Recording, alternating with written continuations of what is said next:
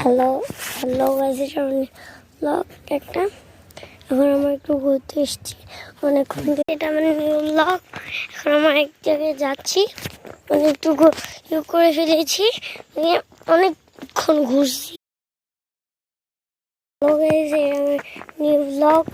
এখন আমরা এক জায়গায় গিয়েছি, আশা করি আরেকটা ভিডিওতে আমার এই ব্লগেরও দেওয়া।